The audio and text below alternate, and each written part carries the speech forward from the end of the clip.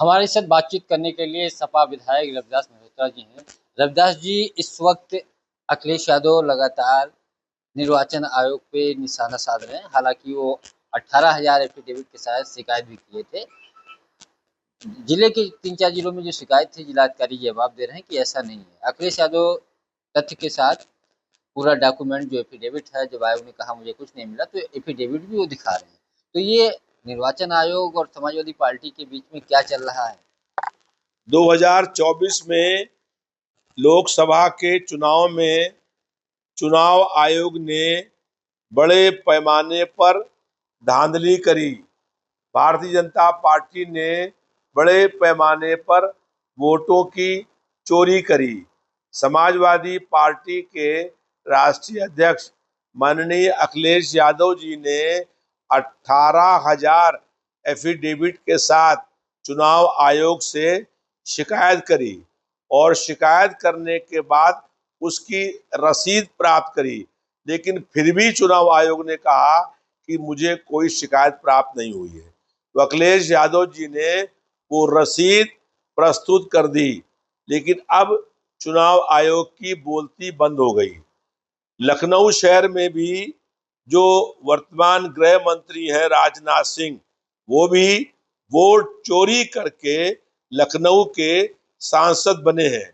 और इसके तो आप बड़ा आरोप लगा रहे हैं राजनाथ सिंह पे। क्या आपके पास साक्ष्य है कि राजनाथ सिंह ने वोट की चोरी की? या कई ऐसी फोटोएं हैं जिसमें जब राजनाथ सिंह प्रचार कर रहे थे तो उनके साथ डीएम घूम रहे थे जो लखनऊ के आरओ थे, और बड़े पैमाने पर धांधली करी गई, बड़े पैमाने पर वोटों को काटा गया और मतगणना में कई घंटे मतगणना रोकी गई। कई राउंड पहले मैं आगे था और हम चुनौती दे रहे हैं कि अपने विधायक पद से इस्तीफा देंगे और वो भी अपने पद पर रहते हुए चुनाव फिर से लखनऊ शहर से लड़ दें। हम उनको अगर 1 लाख वोट से अधिक वोटों से चुनाव हराने का काम करेंगे। बड़े पैमाने पर लखनऊ शहर में राजनाथ सिंह ने धांधली, गड़बड़ी, बेईमानी करके, सत्ता का दुरुपयोग करके जो है चुनाव जीतने का काम किया है। आप किस पे आरोप लगा रहे हैं? देख रहे हैं, और नेताजी के भी करीबी थे, अखिलेश के भी करीबी। अखिलेश कई मौके पे कहे भी कि अगर सरकार आएगी तो सबके नेम प्लेट से हट जाएंगे। यहाँ तक कि योगी आदित्यनाथ याद में बीजेपी नेताओं के, लेकिन राजनाथ सिंह के नाम नहीं हटेंगे। वो बहुत अच्छे नेता हैं। आप उनसे पंगा ले रहे हैं। देखिए, राजनाथ सिंह के खिलाफ मैं इंडिया गठबंधन का प्रत्याशी था और हम दावे के साथ कहते हैं कि राजनाथ सिंह वोट चोरी करके लखनऊ के सांसद बने हैं और चुनाव आयोग से शिकायत हुई है। अब उसके बाद वो जांच हो इस पे, तो दूध का दूध, पानी का पानी सामने आ जाएगा। कितने बड़े पैमाने पर धांधली और गड़बड़ी करने का काम किया है, किस तरीके से सत्ता का दुरुपयोग किया है, किस तरीके से धन बल और प्रशासनिक अधिकारियों से और वो किया गया है। लेकिन चुनाव आयोग ने, जब वर्तमान रक्षा मंत्री चुनाव लड़ रहा है, लेकिन चुनाव आयोग इतना ढीला था, मुझे सभा करने की अनुमति नहीं मिली और मैं चुनाव भर कोई सभा नहीं कर पाया। मुझे मेरी गाड़ियों को प्रचार करने की अनुमति नहीं मिल रही थी और जगह जगह मेरे कार्यकर्ताओं का, मेरे साथियों का उत्पीड़न हो रहा था और हजारों लोगों के ऊपर 107-16 का मुकदमा लगाया। तमाम तरह की धमकियां इंस्पेक्टर दे रहे थे पुलिस के। ये सारा काम चुनाव में हुआ है, तो बताइए गड़बड़ी हुई कि नहीं? चुनाव आयोग से शिकायत करने के बाद चुनाव आयोग ने क्या कार्रवाई करी? और अगर चुनाव आयोग किसी एक भी अधिकारी के खिलाफ कार्रवाई कर दे तो सारा भ्रष्टाचार चुनाव में बंद हो जाएगा। लेकिन अन्य जिलों की जो अखिलेश यादव ने शिकायत की है लखनऊ को लेकर के, उन्होंने कोई ऐसा आयोग को पत्र नहीं लिखा है। आप आयोग को पत्र लिखेंगे? अपने राष्ट्रीय अध्यक्ष से कहेंगे कि इस तरीके की वोट चोरी लखनऊ में या ऑटो में धांधली हुई है?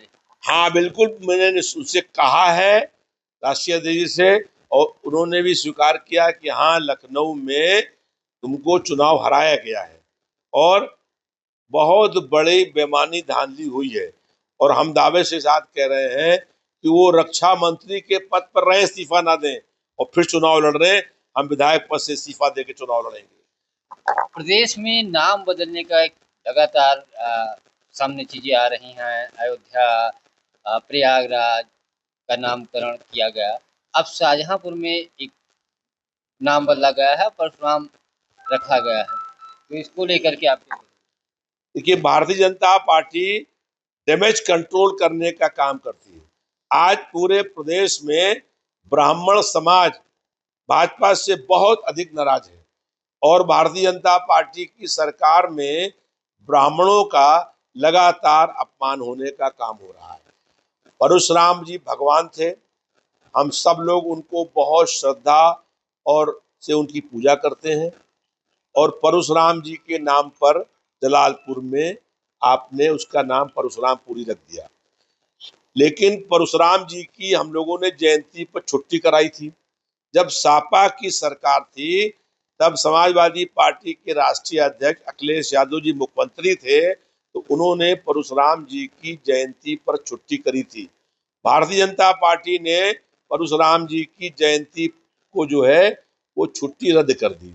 क्यों रद्द कर दी? आज प्रदेश का ब्राह्मण समाज उनसे सवाल कर रहा है। परशुराम जी का लगातार भाजपा ने जो है वो अपमान किया, सम्मान नहीं किया और पूरे ब्राह्मणों का अपमान करने का काम किया। परशुराम जी के नाम से शहर हो, हमको लोगों को बहुत खुशी होगी इस बात से, लेकिन कुछ नया बनाइए। पुराना नाम बदलने से यहाँ सब काम, कोई काम नहीं करते हैं। एक आना स्टेडियम बनाया किसने? हम लोगों ने, और नाम कर दिया बदल के और कुछ। यहाँ पर कैंसर अस्पताल है, किसने बनाया? अखिलेश यादव जी मुख्यमंत्री थे, हम स्वास्थ्य मंत्री थे। उस समय ये लखनऊ शहर में कैंसर का अस्पताल बना, उसका नाम बदल दूसरा नाम अपने पार्टी के नाम पर रख दिया। ऐसे ही मुख्यमंत्री जहाँ कल्याण भवन में बैठते हैं, ये पूरा कल्याण भवन जो मुख्यमंत्री का कार्यालय है, समाजवादी पार्टी की सरकार ने बना और अखिलेश यादव जी ने उसे बनाने का काम किया। मुख्यमंत्री जी ने जहाँ शपथ ली एकाना स्टेडियम, वो भी हम लोगों ने बनाया था और शपथ वहां ले रहे हैं और उसका नाम चेंज कर रहे हैं। तो ये केवल नाम चेंज करते हैं, कोई काम नहीं करते, जनता को गुमराह करने का काम करते हैं। परशुराम जी के नाम पर नाम बदला गया है, इसलिए उनके नाम के साथ हमारी बहुत श्रद्धा है। लेकिन भारतीय जनता पार्टी ये नाम बदलने से नहीं, कुछ काम करने का काम करे, कुछ नया बनाए और वो नया जो चीज बनाए वो परशुराम जी के नाम से होना चाहिए। ओम प्रकाश राजभर कह रहे हैं कि अखिलेश यादव जो वोट को लेकर के या निर्वाचन आयोग पर निशाना साध रहे हैं, वो हार की वजह साध रहे हैं। अखिलेश यादव को मालूम है वोट फर्जी या वोटिंग नहीं हुई है, अखिलेश खुद बेईमान है और अगर बेईमानी हुई तो इस्तीफा दे दें, फिर उसके बाद चुनाव हो जाए, पता चल जाएगा क्या है। देखिए, 2024 में पहला आरोप गलत है कि हार के कारण कह रहे हैं। 2024 में सबसे अधिक सीटें समाजवादी पार्टी को मिली और समाजवादी पार्टी उत्तर प्रदेश में नंबर 1 पर आई। दूसरी बात यह है कि ओम प्रकाश राजभर समाजवादी पार्टी के समर्थन पर चुनाव लड़े थे और विधायक हुए थे। पहले वो अपने विधायक पद से इस्तीफा दे करके चुनाव लड़े तो उनकी हैसियत मालूम पड़ जाएगी। और समाजवादी पार्टी के राष्ट्रीय अध्यक्ष अखिलेश यादव जी समाजवादी पार्टी चुनाव लड़े थे और वो चुनाव जीते। चुनाव में भारतीय जनता पार्टी एक विधानसभा में 25 से 30 हजार की बेईमानी करने का काम करती है, इससे अधिक बेईमानी वो नहीं कर सकती है। और जब जो जीत हुई है, जैसे हम जीते हैं, तो हम जीते 40 हजार वोट से, 25 हजार की बेईमानी कर ली, 11-12 हजार वोट से जीते। तो बेईमानी ये करते हैं एक विधानसभा क्षेत्र में 25 हजार वोटों की, और बेईमानी वहां करते हैं जहां पर डबल इंजन की सरकार होती है, यानी केंद्र में और प्रदेश में सरकार दोनों जब भाजपा की होती है तब ये बेईमानी करते हैं और बेईमानी एक विधानसभा में 25 हजार की ही कर पाते हैं। जब जीत का 17 में तो अंतर, आपकी सरकार थी और उस समय तो केंद्र में बीजेपी की थी, उसके बाद भी हार गए थे और जब फिर आरोप लगाया था कि वोटों में धांधली की गई, नहीं, तब तो आपकी सरकार थी। 17 में ये आरोप किसी ने लगाए नहीं। 12 सरकार हमारी थी, 17 में किसी ने आरोप नहीं लगाया। आप कोई बयान दिखा दीजिए। 17 में कहा कि हाँ चुनाव हुए, हम लोग जो जिन कारणों से हारे थे सबको मालूम है कि पार्टी में आपस में कुछ मतभेद हो गया, उस कारण हारे थे। और वो 27 में जनता हम लोगों को 50-50 हजार वोट से जिताएगी।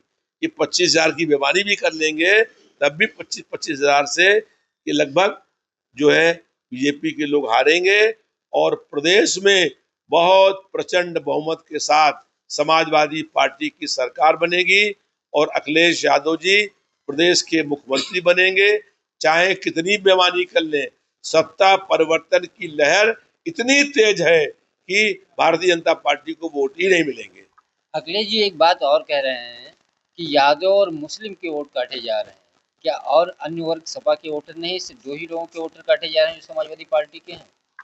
देखिए, जो पीडीए का वोट है, समाजवादी पार्टी का पक्का समर्थक है, उनके वोट काटे जा रहे हैं। अब बीजेपी को ये मालूम है कि सारे मुसलमान हमारे विरोधी हैं, सारे यादव समाजवादी पार्टी के समर्थक हैं और सारे मुसलमान समर्थक हैं।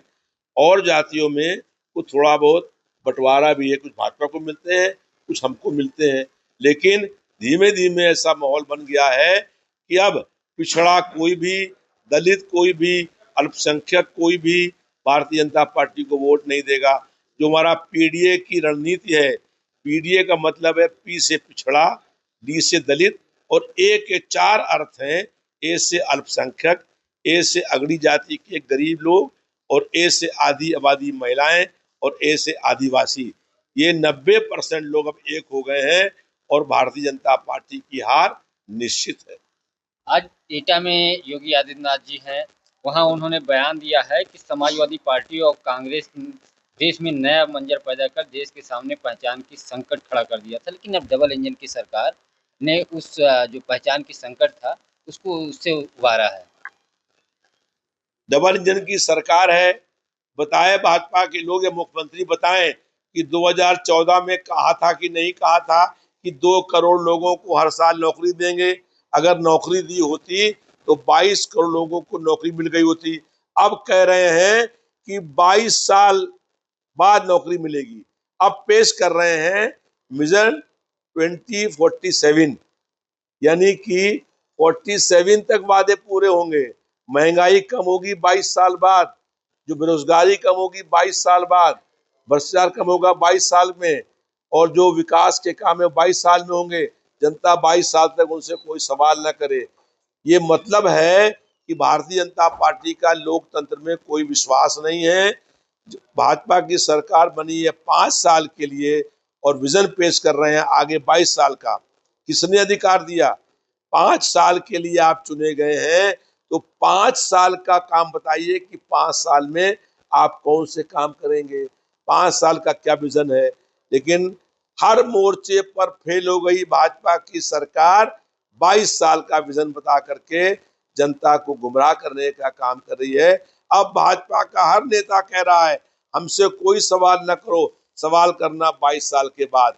महंगाई, भ्रष्टाचार, बेरोजगारी, बढ़ते हुए अपराध, ध्वस्त हो रही स्वास्थ्य सेवाएं, बंद हो रहे स्कूल, अब इसके बारे में कोई बात मत करो, बात करना 22 साल में। तो ये जनता को गुमराह करना है कि नहीं, ये जनता के साथ धोखा है कि नहीं, ये जनता के साथ फरेब है कि नहीं। इसलिए ये साबित करता है कि भारतीय जनता पार्टी की सरकार में कोई लोकतंत्र नहीं है। अब भाजपा के विरोधी जो प्रदेश की सरकारें हैं, वहां मुख्यमंत्री और मंत्रियों को फर्जी आरोप में गिरफ्तार करेंगे, जेल भेज देंगे और 30 दिन के बाद कहेंगे तो मुख्यमंत्री पद से हट गए। केजरीवाल बंद रहे महीनों, अब कहेंगे कि अब बंद कर दिया तो 6 महीने के बाद नहीं, 1 महीने के बाद ही तो मुख्यमंत्री पद से हट जाओगे। बंद हो गए, क्या कहते हैं, छत्तीसगढ़ में मुख्यमंत्री अब कानून ले आए हैं कि छत्तीसगढ़, एक झारखंड, झारखंड सॉरी सॉरी झारखंड झारखंड के मुख्यमंत्री को बंद किया, सोरेन जी को।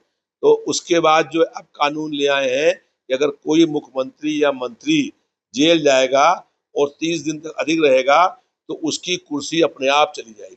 तो भारतीय जनता पार्टी देश में तानाशाही लाना चाहती है और अधिनायकवाद लाना चाहती है। लोकतंत्र की हत्या करना चाहती है। ये न्याय विरोधी काला कानून है, ये संविधान विरोधी कार्य है। भारतीय जनता पार्टी संविधान और लोकतंत्र की हत्या करने का काम कर रही है। तो ये थे हमारे साथ सपा विधायक रविदास मल्होत्रा, जिन्होंने कई सारे मुद्दों पे बात की और भारतीय जनता पार्टी और उत्तर प्रदेश की योगी सरकार पे निशाना साधा। यहाँ तक केंद्र का जो नया कानून आ रहा है, प्रधानमंत्री और सीएम के तौर पे अगर वो जेल जाते हैं तो फिर 1 महीने के अंदर उनका इस्तीफा होगा। इस मुद्दे पे भी केंद्र सरकार पे भी निशाना साधा। पंकज चतुर्वेदी, टीवी 9, लखनऊ।